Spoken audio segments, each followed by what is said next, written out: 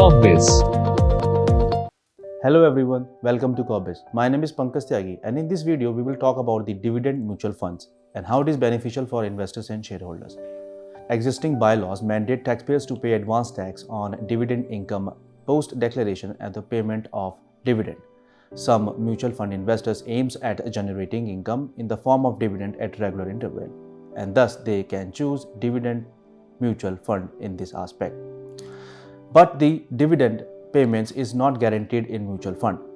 A dividend mutual fund essentially invests in organizations that pay dividend. Such dividends are considered as profit that the organization shares with shareholders. The profit are generated by selling out the stocks at the price greater than the purchase value.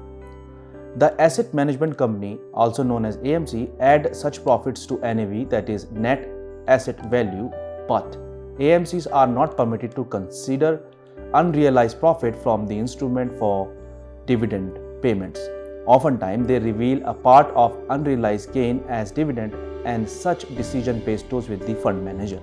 The asset manager can also send the money back to debt instrument or buy stock as per the scheme. So when dividends are paid to the investors, the AMC can opt to pay dividend on daily, monthly, quarterly or yearly basis. This typically differs scheme-wise. Even though majority of dividend mutual funds aims to pay dividend and adheres to their respective mandate, it is not assured. The dividend amount could vary significantly, and investors must also understand that the dividend option, the NAV, is not permitted to increase higher than the standard value. Once the net asset value reaches to a critical value, the fund house disburses the dividend related payments. Now let's move to the next section. Here we will talk about the tax slab rate that are applicable to dividend based payment. Dividends generated from a mutual fund were taxable in the hand of investors until March 31st, 2020. It is due to the fact that the company declaring dividend paid DDT before paying dividends. But Finance Act 2020 got rid of such provision and changed the method of relating to dividend taxation. All dividends secured on or after 1st April 2020 shall be taxable in the hand of investors as the dividend distribution tax on dividend were withdrawn. The Finance Act 2020 also applies a tax deduction at source on dividend distribution by mutual funds on or after 1st April 2020. The slab rate of TDS is 10% on dividend income paid out in excess of Rs 5,000 from an entity or mutual fund. But as a coronavirus relief measure, the government slashed down the TDS rates to 7.5% for distribution from 14 May 2020 until March 31st, 2021. Now let's talk about the condition relating to the submission of Form 15G or 15H. The Indian national receiving dividend whose annual income is below the exemption threshold can furnish a 15G forms to the company or mutual fund paying the dividend.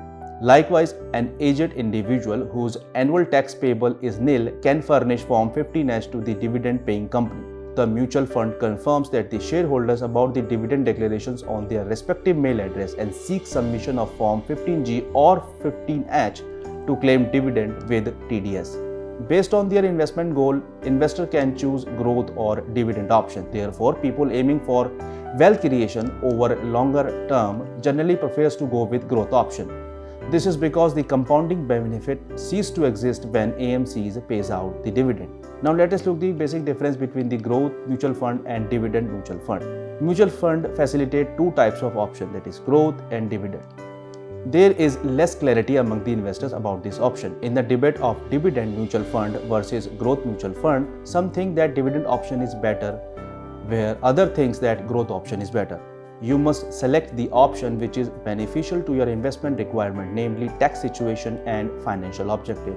In dividend option, profit generated by the mutual fund scheme is routed to investor at certain interval. The common dividend payout period is annual. But some schemes also facilitate other payout intervals such as daily, monthly, quarterly, etc. Some of these schemes may facilitate payout option. Dividend reinvestment option is the most common type of dividend option, whereby dividend paid by these schemes are reinvested in the scheme. On the other hand, in the growth mutual fund option, profit generated by these schemes are reinvested in the scheme instead of being routed to the investors. Since profit are reinvested, back to the scheme, you may generate on profit and thereby ensuring benefits from compounding. If you are not inclined towards the regular cash flow options, then growth mutual fund can be the best bet for you. Thank you for watching this video. Please like, share and subscribe our video. Thank you.